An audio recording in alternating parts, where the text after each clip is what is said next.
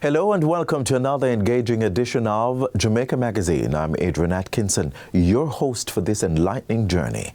Stay with us for an informative and inspiring show. Are you aware of how Jamaican adolescents use social media? What do they do online? What do they post? Do you know if they are being harassed? These are questions you should be asking yourself because it is your duty to keep your children safe online. Parents, here's what you need to do. Be active online and offline.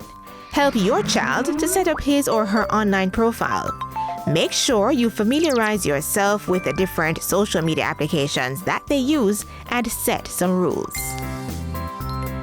Protect our nation's children and save them from cybercriminal attacks. Thanks for staying with us. Where craftsmanship meets creativity, Onari Cowan stands out. As the owner of Kingston Woodworks, he's not only crafting furniture, but also shaping a legacy with his innovative designs. Join us as we delve into his journey. I always liked building stuff from a younger child. What happened now is that I left university and I couldn't find a job, so the best thing I know how to do was to create things. That's how it started. A love for building and the determination to craft his reality. And with that, Kingston Woodworks was born.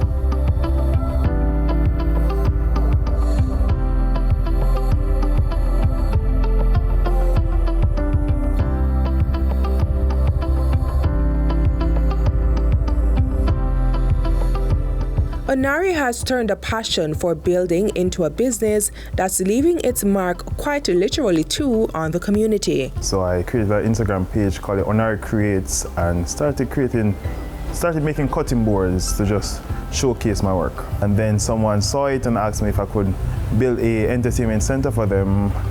I took on the job knowing that I do have an experience then. That was my first project. That was, let's see, 9 months after making my first cutting board. From simple cutting boards to custom-built entertainment centers, Onari turned his front lawn into a makeshift workshop.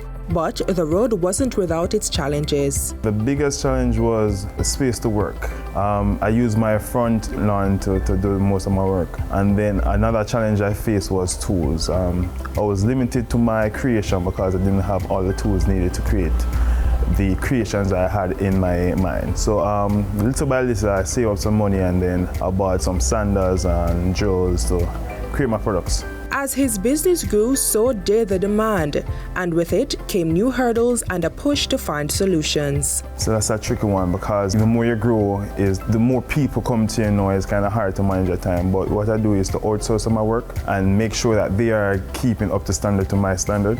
So I create the products and then I have somebody that does the finishing for me. Onari's work is now not only functional, but also part of the community landscape.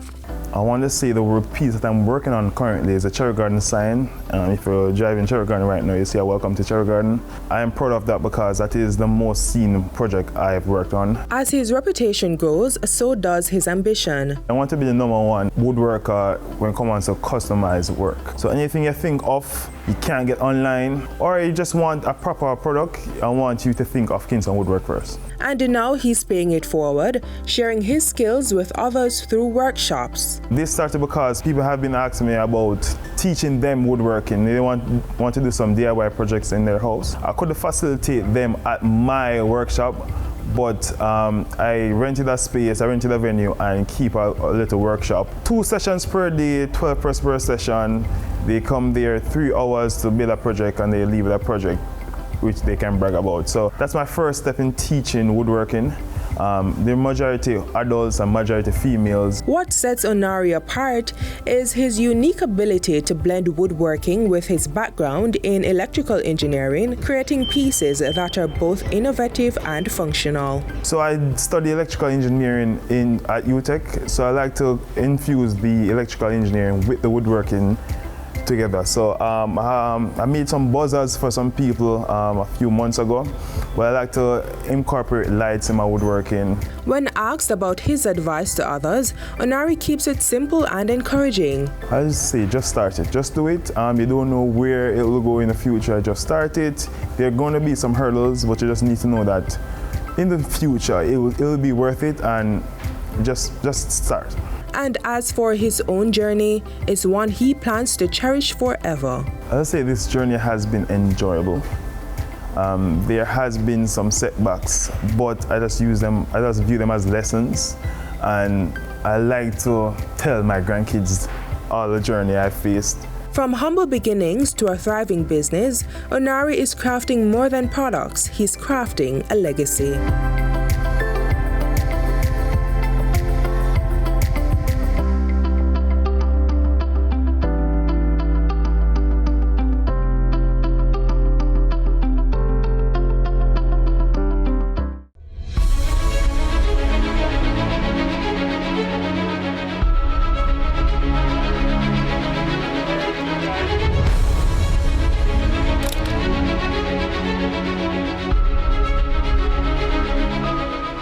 Join us as we look back at a remarkable year of hope and resilience for the Ministry of Local Government and Community Development, Monday, January 27, inside Jamaica Magazine.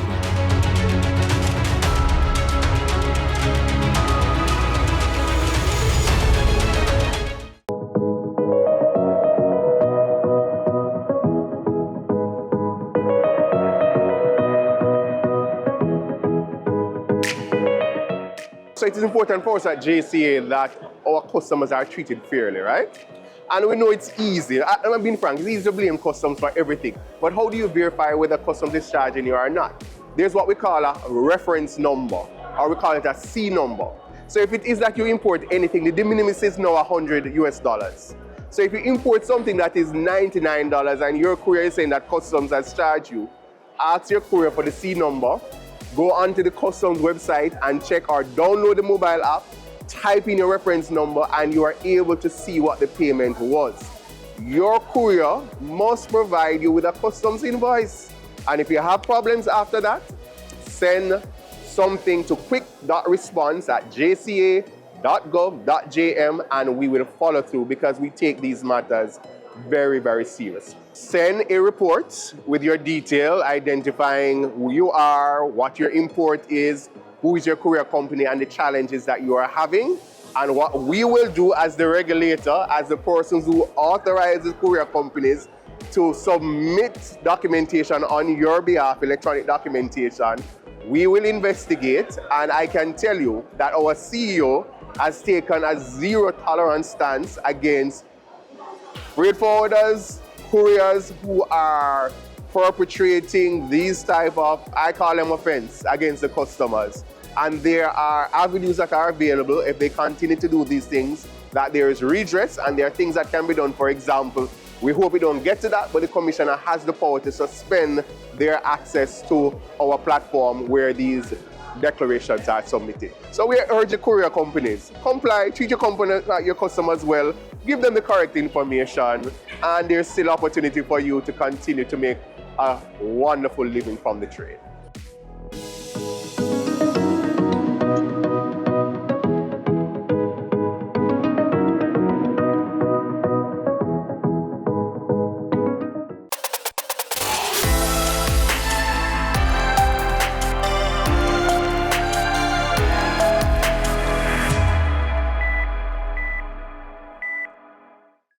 As global markets expand, accessibility becomes key for businesses looking to grow.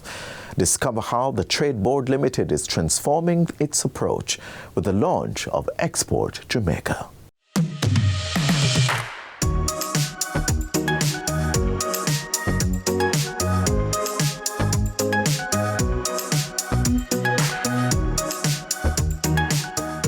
As Jamaica sets sight on exceptionally increasing exports to the world, this strategic objective is being supported by a rebranded Trade Board Limited. This agency in the Ministry of Industry, Investment and Commerce has also launched a transformative trade tool dubbed Export Jamaica to make it easier for Jamaican goods and services to enter the global marketplace.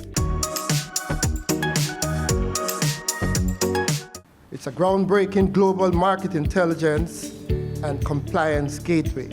At the Trade Board Limited, we have long recognized that many potential exporters consider the task of finding markets and counterparts overseas daunting, and some believe the process of exporting is too complicated to try. Our two initiatives are geared to solve these two problems.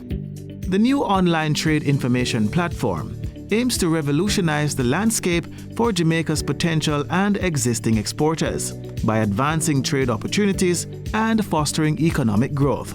The Jamaica Trade Board's adoption of a new name and logo serves as a laudable testament to their commitment to fortifying trade services with Jamaican businesses. This strategic rebranding initiative represents more than a symbolic change. It signifies a profound dedication to adapting and enhancing trade services to meet the evolving needs of the business community. It is providing the catalyst for businesses to succeed by bridging the gap between buyers and sellers from Jamaica to the world.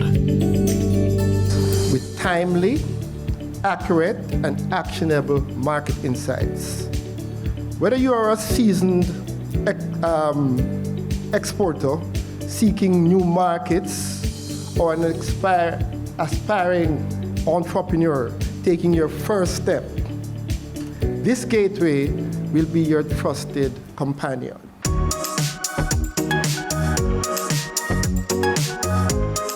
Exploring new markets is one of three main categories encapsulating more than 21 modules that are driving the Export Jamaica Gateway platform. These include the Best Country to Trade module, which uses country profiles, import and export details, statistics, and other associated information to help persons determine where and who to sell over 5,000 different products. The second category, Engage Businesses. This section utilizes a collection of different databases to discover potential trade partners and marketplaces in your desired region, along with valuable resource for facilitating international trade. This Engaging Business category also provides a counterpart module search tool to help persons identify over 1.5 million companies listed worldwide and specific products they import or export. A database of business directories covers more than 1,800 business directories from around the world. Professional associations and trade shows are also available, along with a marketplace module that gives access to a database of over 510 marketplaces, as well as a module with tenders from around the world that Jamaicans can use. The third category, Customs and Compliance, where users are able to obtain information needed to manage their shipment and comply with rules and regulation in the target country, as well as find the applicable duties at the product level. All necessary documents to authorize the departure of goods from one country for entry into another are identified on the gateway for all parties involved in the trade and transit process. A blacklist counterpart database is there to help exporters know whether a company or individual has been placed on any official list of parties sanctioned or banned from foreign trade transactions around the world. Not only does the Export Jamaica Global Gateway provides help to existing and potential exporters, it also supports local manufacturers and producers seeking to source raw material for their production and government involved in the export process. Export Jamaica helps with the requirements to get exporters into target markets. On the gateway, we have also saw the need where there was need for additional tools to support the information that was provided. These tools would include a landing cost calculator, which is a tool to calculate duties, import taxes, transportation and insurance charges for importing of goods into any country around the world. There's a selling price calculator, which is a tool to determine the selling price of a specific product, including all the necessary costs related to exporting. The revolutionary trade platform is giving Jamaican businesses access to market trends, insights, regulatory updates, and other trade intel, meticulously adopted and customized to meet local needs. Which contains over 25,000 industry and country-specific market reports and industrial insights. Jamaican exporters are also set to benefit from an online export academy a Q&A type facility. Export Jamaica is not just a tool, it is a promise of efficiency, transparency, and global reach. Let us use Export Jamaica to unlock new horizons, find and make good use of export opportunities, and elevate Jamaica's export landscape. Persons can access the Export Jamaica Gateway by going to the URL tradeboard.gov.jm/Export Jamaica, or by clicking on a link accessible on the Trade Board's website to create a profile and register. Once submitted, the Trade Board will then verify this information against the company's office database just to verify that this is actually a benefit that we are giving to the Jamaican population.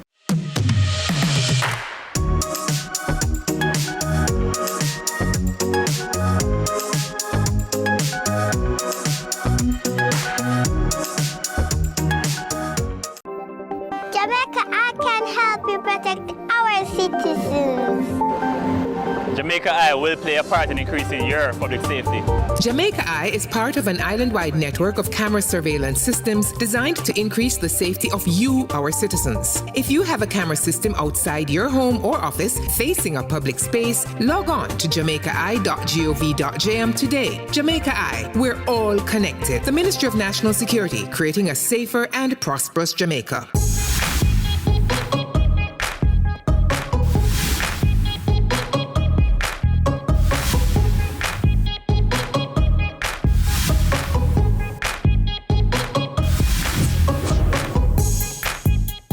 What I do is I wear my cap because I love cap, and I wear my medicated glasses. If I'm not wearing my glasses, like sometimes they might be just running out, I still wear a sunshade because the sun really crazy at daytime. It's like each day the sun gets hotter. Well, the most safety is to wear a hat and drink a lot of water, right? And wear a white shirt to keep our bodies cool. I am starting to stay indoors more, wear a hat, and have an umbrella in my bag right now. So, yeah, that's what I'm doing to keep myself away, protect myself from the sun. I wear like a sunglass sometimes, and sometimes I just wear my hat to take out the face. For me personally, I put on sunscreen, drink a lot of water, as much as possible, at least for me.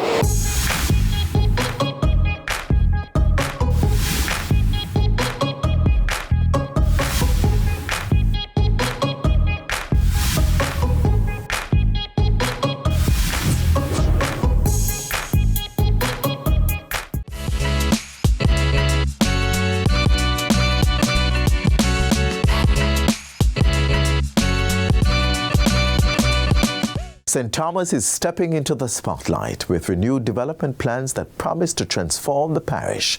Let's take a look. People of St. Thomas, you are special, and the government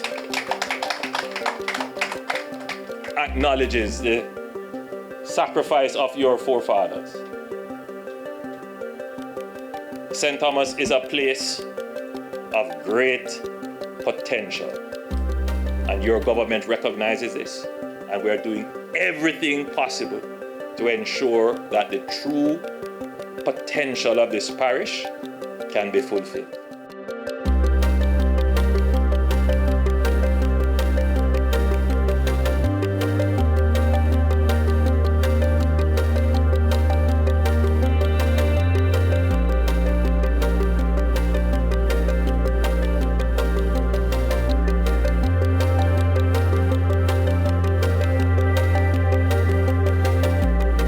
St. Thomas is really the pivotal parish in Jamaica's historical development, post-slavery. It is the Morant Bay Rebellion which really sparked a new interest from the colonial government in the administration of the affairs of Jamaica. Over time, St. Thomas has garnered the unfortunate label as the forgotten one. But the government is looking to terminate that idea with a slew of developments on the way and still more planned.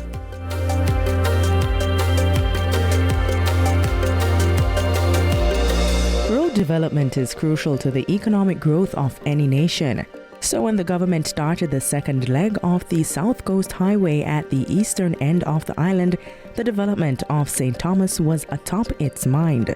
The 147 kilometers roadway spans Harbour View in St. Andrew all the way to Port Antonio, which means smooth sailing throughout the historic parish of St. Thomas. Here's Prime Minister Andrew Holness officially opening the 4-lane highway from Harbour View to Yallis Bridge in early 2024. St. Thomas is witnessing a remarkable change in its infrastructure, particularly its roadways and public facilities. The Southern Coastal Highway Improvement Project is a key catalyst for this transformation, connecting Harbour View in St. Andrew to Port Antonio in Portland. The highway is set to enhance the economic foundations of St. Thomas, offering numerous opportunities for its residents.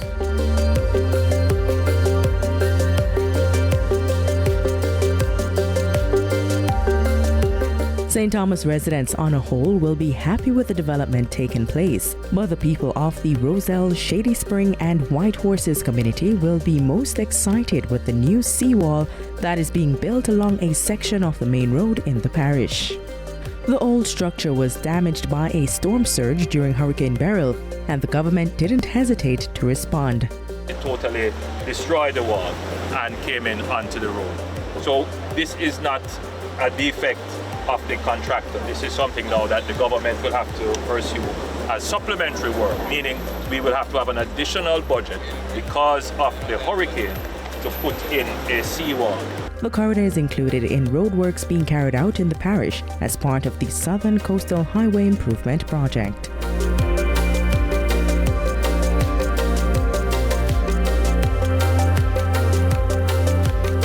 A landmark development in the parish is the Morant Bay Urban Centre, which is currently under construction.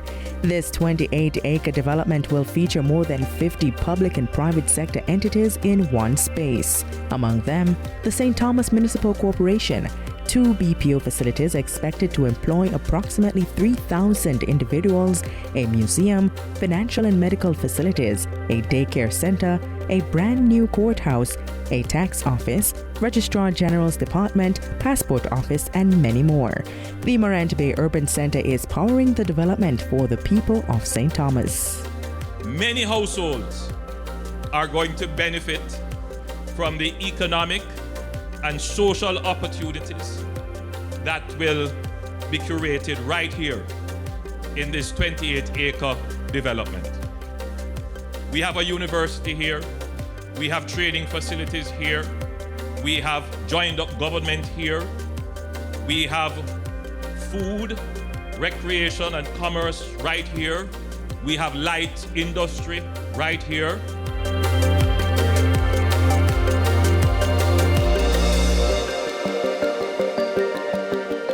In October of 2022, the people of Yallis got a completely modern state-of-the-art fire station. Prime Minister Dr. Andrew Holness officially opened the space, which is yet another part of the plans to modernize the parish. This fire station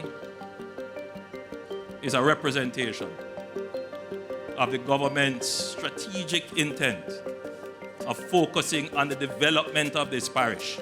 Financed by the Government of Jamaica and the World Bank, it will benefit more than 95,000 residents across communities in St. Thomas. The Prime Minister promised that with the infrastructure being put in place, other investments in the parish would follow, like an explosion of housing developments such as the newly developed Sun Coast Beach Club homes in the Bull Bay area. The parish is also set to receive a new police station and benefit from an upgrade to the Princess Margaret Hospital. In less than 5 years, this parish is going to see significant transformations. We need your support.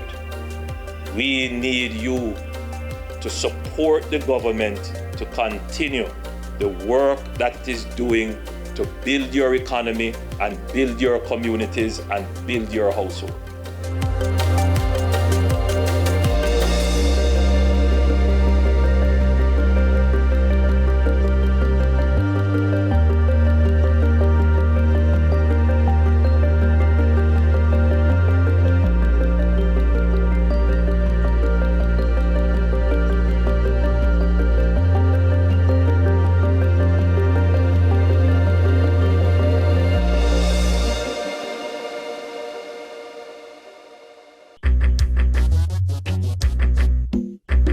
nutritious food, succulent dishes, superior workmanship, and excellent service. Jamaica is on the go. Let's grow what we eat and eat what we grow. Let's harness the indomitable spirit of our most valued resource, our people. Let's support our local businesses. After all, buying Jamaican means building Jamaica. Original.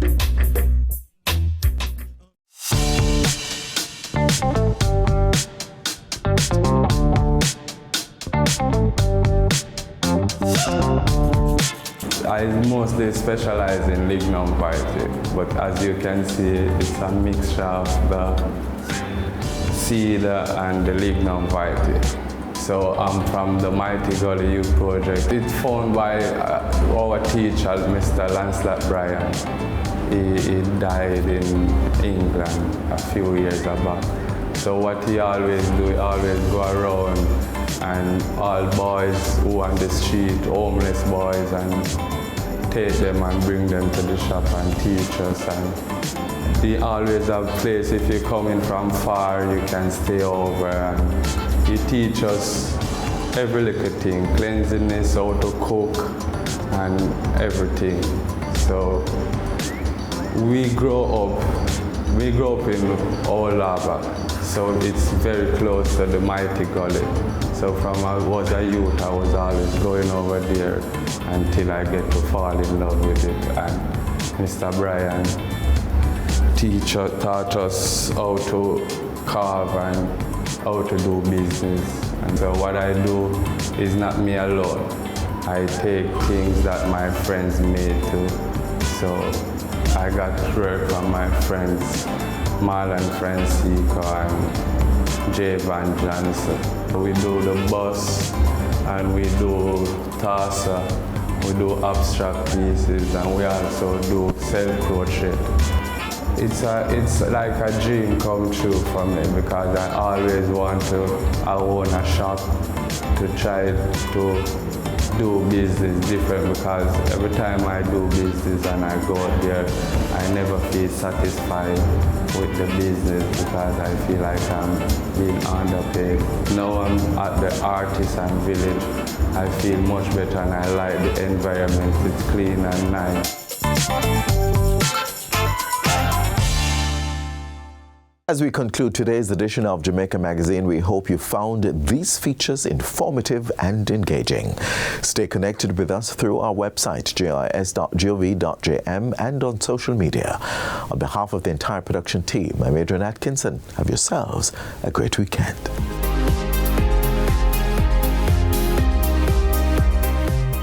This has been a production of the Jamaica Information Service, the voice of Jamaica.